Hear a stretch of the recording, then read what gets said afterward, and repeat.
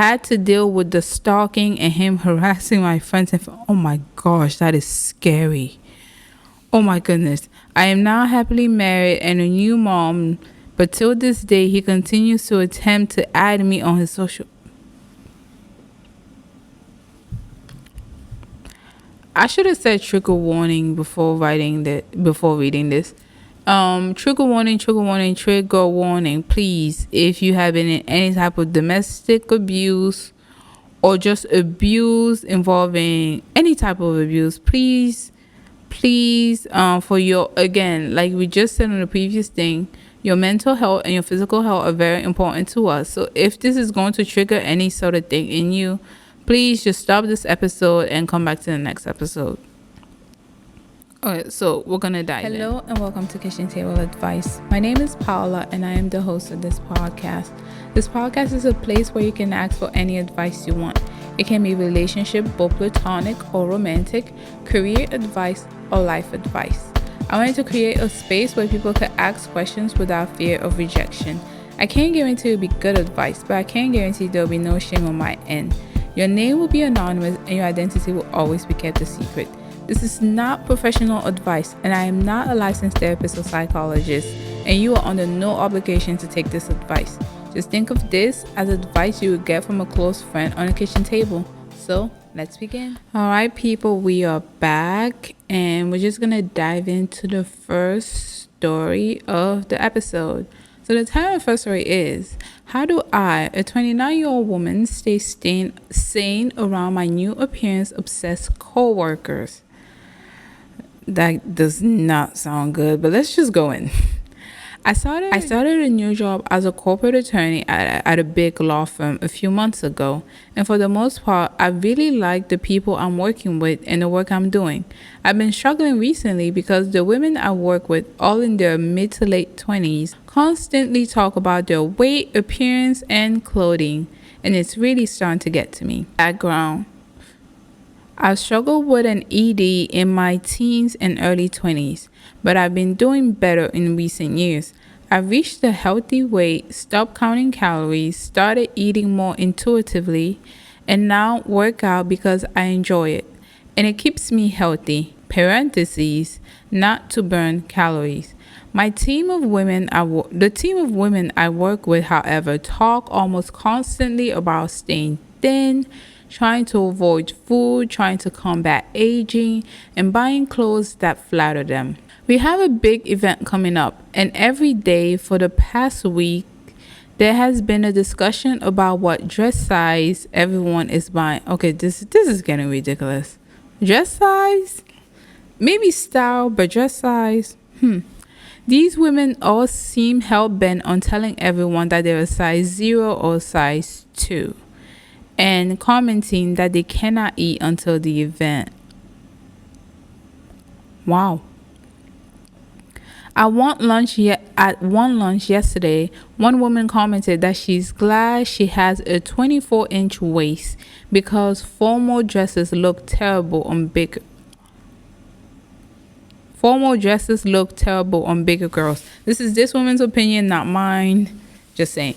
I disagree, and I think the formal wear makes everyone look glamorous and beautiful, but these comments are starting to get under my skin. I was excited about my dress beforehand, but when I tried it on when I got home, parentheses, it had just arrived, all I could see was how I looked through their eyes. The frequency and nastiness on the conversation is wearing me down. Yesterday, one woman commented that knee-length skirts are so unflattering and out of style. What? I was wearing a knee-length skirt at the time, though I don't know if she'd notice. I try not to participate in these conversations, but they often come up at team lunches, parentheses, where everyone vocally speculates about the calorie count of everything at the meal and how long it would take to burn it off. I've attempted to change the subject to no avail. Missing the lunches and event where these conversations takes place would not be good for my career. That was actually going to be my first advice, just miss the lunches. Has anyone dealt with anything similar? Any advice? I would appreciate my help. Wow. My gosh. I did not think women were still striving to be a size 0 or size 2 in today's age, but to each their own. I mean, my advice was actually going to be just miss the lunches, don't really participate. But then if you don't participate, you're going to seem like the outsider. You don't really want to fit in with the crowds. Like, girls can be really petty like that. My advice is still simple, but it's not an easy one. Leave your job. Leave your job. Leave your job. Go to another company. But I guess running away from your problems is not something you want to do, because it's like, for someone who's had an ED in the past, I would never recommend you stay in this type of environment. This is horrible. They're constantly counting calories. They want to be a size 0. I bet if there was a size -2, they'll be striving to be that size. This is ridiculous.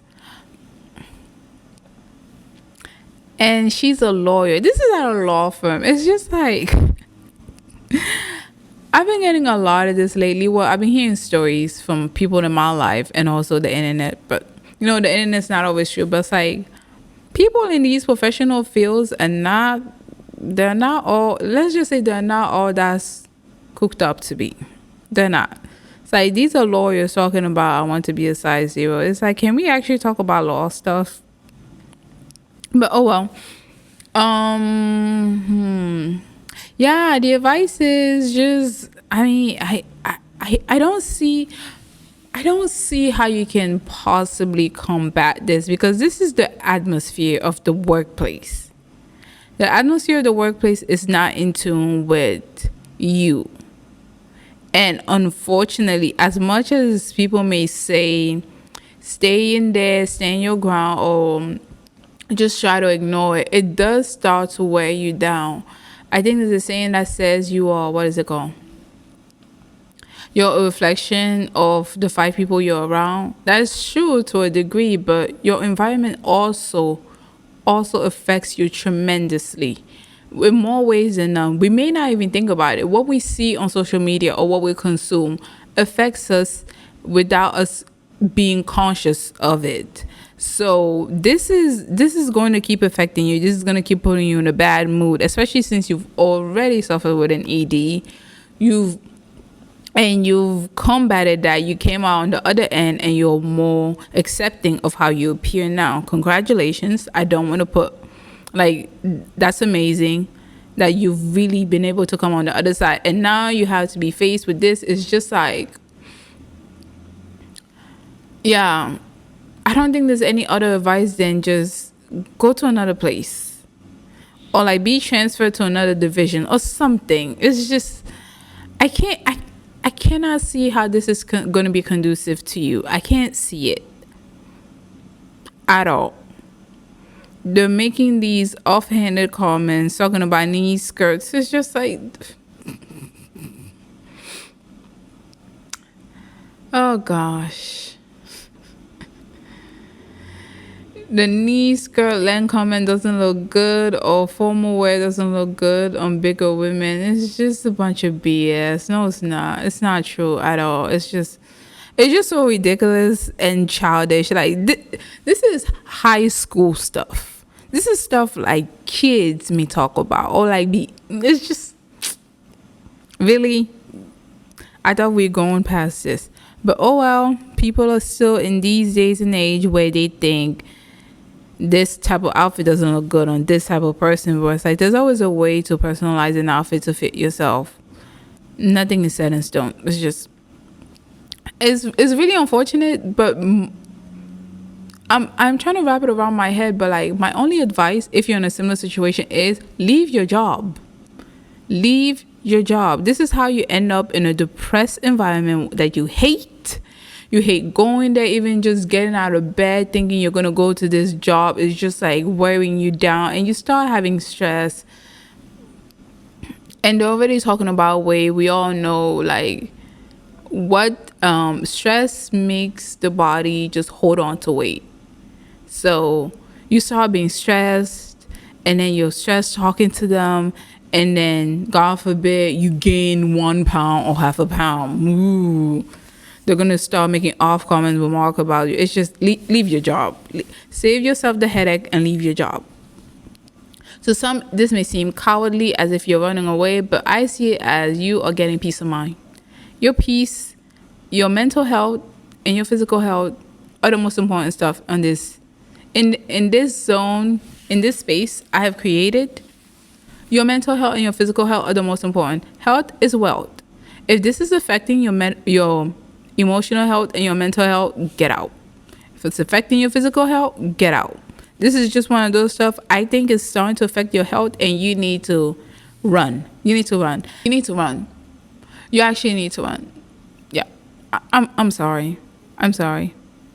I'm sorry. It's just like, wow.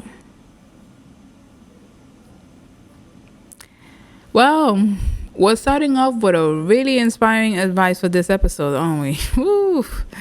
Let's just hop on to the next story before everybody tunes me out. Since that advice was relatively short, we're just going to hop on to something else. So we might have 3 stories for this episode instead of our usual 2. All right, so we're going to dive into the second story, and the title of this is, Should I, a 26-year-old woman, warn my abusive exes, a 30-year-old man's new girlfriend, a 29-year-old woman, about his abusive ways? Okay, so we're going to dive in. 5 years ago, I was unfortunately in an abusive relationship with a guy who was physically and verbally abusive toward me and cheated on me multiple times. I left him 18 months later, but had to deal with the stalking and him harassing my friends. And oh my gosh, that is scary. Oh my goodness. I am now happily married and a new mom, but till this day, he continues to attempt to add me on his social. I should have said trigger warning before reading this. Trigger warning, trigger warning. Please, if you have been in any type of domestic abuse or just abuse involving any type of abuse, please, for your, again, like we just said on the previous thing, your mental health and your physical health are very important to us. So if this is going to trigger any sort of thing in you, please just stop this episode and come back to the next episode. Okay, so we're gonna dive in. Now happily married and a new mom, but till this day he continues to attempt to add me on his social media and send me emails to spark a conversation with me, as if he wasn't the abuser he is. I've told him to stop, but it doesn't seem to click. Anyways, I see that he's dating a new girl and she seems to be in love with him, parentheses, on Instagram. However, I'd like to warn her about him and his abusive ways. What are your thoughts? Is it worth it?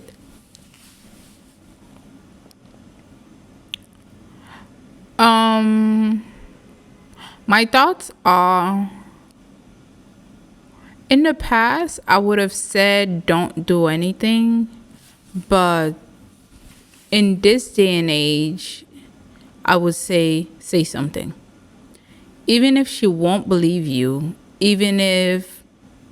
because like, I don't know what happens when we're in love, when we have that dopamine rush and we see everything as with rose-colored glasses. It's like we are blinded by what's in front of us. And the likelihood of her actually believing you, unfortunately, is very slim. But usually I would say it's none of your business and don't worry yourself with it. But in this day and age, I will actually tell you to tell her.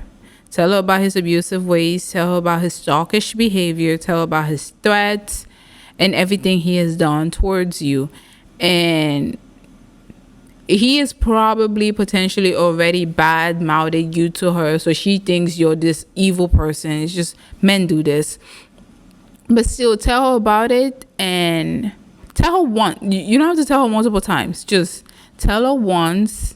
Because as someone who has been in a relationship with this man and you've seen these tendencies, just tell her one time, and if she doesn't listen, you've done your job, you've done what you can, and your conscience is clear. I would usually tell people to not, but in this situation where he's harassing you, your friends, and your family members, and he's a stalker, this can get dangerous pretty quickly. So I will actually tell you, send her a quick message. Well, send her a long message, not a quick one. Send her a long message detailing what he has done to you. Well, to your comfort level. You don't have to share stuff you're uncomfortable with. Share stuff you're comfortable sharing with her and detailing how he has his abusive ways. But if she says, oh, she doesn't believe you, you're crazy, blah, blah, blah, just don't answer after that. But I'll actually tell you to tell her, because this is scary. This is really scary. And you could potentially be saving a life. So warn her about him, definitely. But don't send multiple messages, because if you send multiple messages, unfortunately, even though you have the best intention to try to help this woman out, she may see it as you're obsessed. So just people are people out here. So I would just tell you, send one message, detail his abusive ways, and depending on how she responds to it, if she thinks you're crazy, you've done what you could. Just focus on your family and you being a new mom. Focus on your cute, adorable baby, and just don't worry about it. But if she seems genuinely concerned, then maybe you guys can actually talk about it. But yeah, just tread lightly is what I'm trying to say. Tread lightly, but warn her. Because there are some women who are definitely going to be receptive. And there are others who are going to be like, you're crazy. Unfortunately. All right. That was another quick advice. So we will move to the third story of the episode. Okay, so we're going to dive into the third story of this episode. And the title of the story is, I'm a 26-year-old man and I need a quick advice about this relationship / situation I'm in with my significant other, a 24-year-old woman. Like, I don't know what to do. It's my first time being in a situation like this. So here we go. Hello, I need advice about a situation. Maybe y'all can help me out.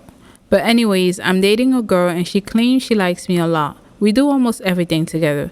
But what bothers me about her is she claims to like me and whatever, but she constantly talks about her ex-husband.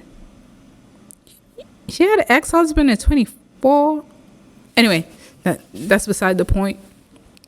And I feel slightly disrespected because I don't talk about my ex in general to my significant other unless they ask. In this case, I didn't ask and I don't care to know. But she constantly talks about him, and she still talks to the guy she either dated in the past or FWB, and tells me about it. Like, what the F? Yep. So my question is, how should I approach this situation? Because it's bothering me. Our conversation has gotten shorter and shorter, and we barely hang out like we used to. She only comes around when she wants me to go somewhere with her or help her with something. And I have no problem doing it because I'm fully invested in her. But now I'm starting to second guess myself about her. I can purposely not text her all day, and it's fine with her. If it wasn't anyone else, they would have questioned me or my absence. All right. We'll be back with our advice after this break. We are back. And very interesting. Part of me feels like she still has feelings for her ex-husband. It was her husband. I mean, 24. So I don't know the timeline, but part of me feels as though she still has feelings for her ex-husband.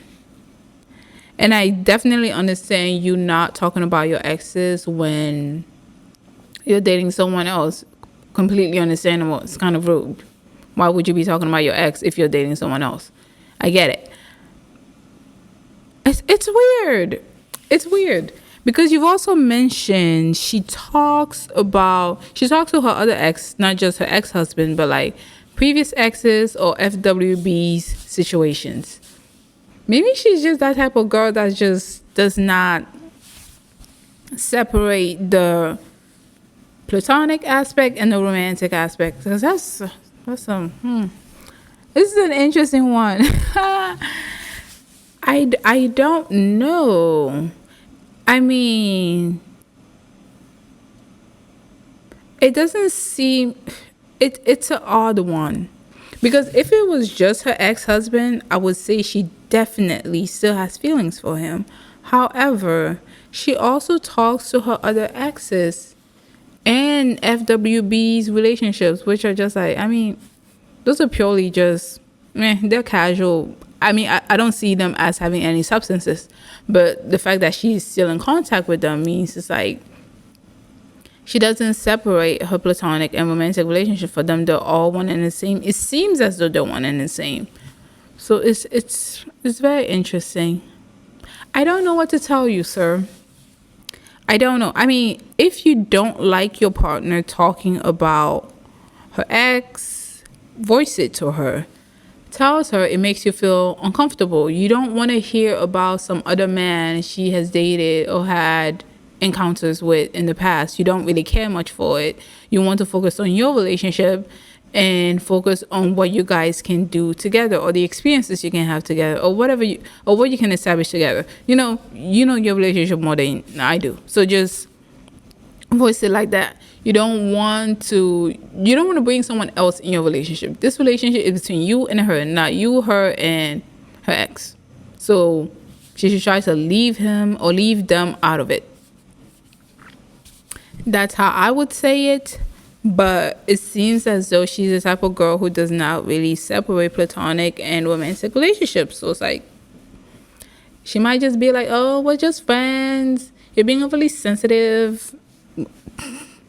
I don't know what to tell you, because like I said, again, if it was just her ex-husband, I was gonna be like, okay, she has feelings for him. But you also mentioned she also talks to her other ex before her husband, including FWB's relationship. It's just like, maybe she's just that type of girl who's just like, I can have a casually sexual relationship with you and we can still be cool and be friends and not be weird about it. Not everyone is like that, but yeah, you need to know. Okay, so after all that ranting and trying to put my ideas together, I finally have one. I think it would be best for you to tell her you are uncomfortable with the situation. You're uncomfortable with her bringing up her ex. You're uncomfortable with her talking about her exes in front of you, and you would like your relationships to just be you and her, not you and her and her multitude of exes. You don't want that. But don't expect her to change just because you've said that. This might titter a little bit in a boundary, in like crossing boundary stuff. Your boundary is you don't want her to bring her exes in your relationship. You're not comfortable with that. That is a boundary of yours. But just because we state our boundaries doesn't mean people are going to adhere to it. So it's very important for you to be clear about what your boundaries are and tell her you are not comfortable with this at all. In the same breath, do not expect her to adhere to those boundaries. Because again, we can set our boundaries, but that doesn't mean everyone is going to respect them. It's unfortunate. Hopefully everyone else respects our boundaries, but people are a-holes. They're going to do whatever they want. So if she doesn't adhere to those boundaries, now the ball is in your court. If you've been listening to this podcast for a while, this is what I always say. The ball is in your court. Now, what are you going to do? Are you going to leave the relationship, or are you going to stay with her disrespecting your boundary? I suggest you leave after someone. If someone's not going to respect your boundaries, my suggestion is always leave. They're not worth it. But if you feel as though you can mold yourself to accepting this, let's be honest, it never usually works. It never really works. No matter how much you mold yourself to be comfortable with something you're not comfortable with, you're just not going to be comfortable with it. It doesn't work. So my suggestion is simple. Tell her your boundaries. You don't want other men or women or whoever she's dealt with in the past to be in your relationship. And if she takes it lightly, then the ball is in your court. What are you going to do? Are you still going to be with this girl, or are you going to decide to not be exclusive anymore and just date other people? But yeah, I mean, that's all you can do. We can't force people. We can't force people to bend to our will, but we can tell them our will. And if they don't want to respect that, then it's up to us to make that decision to either keep them in our lives or not. But yeah. And the second thing, I don't really think the texting thing is a big issue. There's some people who just don't text that much. But I don't know. If she's the type of person who actually texts a lot, but with you, she's not texting, I would definitely see it as a red flag. Don't take the texting thing so seriously, I guess. There's some people who just they're not tech savvy, and they will not answer your texts. So yeah, I mean, I don't know. But yeah. So it's up to you. Talk to your girlfriend, talk to your significant other, and if she doesn't respect your boundaries, then the ball is in your court and the decision's up to you. Is she gonna stay in your life, or are you going to leave? That's it. That's all. And that is it for this episode. Thank you so much for listening to this episode, and we really want to hear what you guys think. So please feel free to leave us a comment, subscribe to our new channel. If you're listening to this on Apple Podcasts or Spotify, then please leave us a rating, preferably a 5-star rating or any rating. Just any rating will do. And leave us your comment. Tell us what you liked about this episode and what you didn't like about this episode. We really love to hear your comments. And next week's episode is very interesting. The first story is about a woman who's having some difficulty in her marriage because her husband is now pulling his weight in the household. And the second story is from a girl who she basically played herself and agreed to be in an open relationship that she didn't quite know. I think she didn't quite know what she was agreeing to, but then, she played herself. It happens to the best of us. So yeah, if those stories interest you, then please come back next Sunday and hear what our advice is. And you can reach us on our TikTok, which is Kitchen Table Advice, or our Instagram, which is Kitchen Table Advice. But I do have to warn you guys, we are very bad at social media. We're very bad. We suck at it. Okay? So if you do reach out and we don't see you, I apologize in advance. And if you want your stories to be featured on our next episode, then please send us an email on our Gmail account, which is kitchentableadvice@gmail.com. We check that. But the social media account is just, we might as well be 80 years old because it's not. Listen, try your best. I'm sure one day we're going to see your comments. And I apologize in advance. A YouTube channel so that you guys can leave your comments down below and we can easily access it because it's just TikTok and Instagram is not working. So yeah. Right. So if you enjoyed this episode, again, please, would love to hear what you have to say. Please leave your comments or leave us a review on Apple Podcasts or Spotify. And we'll see you next Sunday. Bye.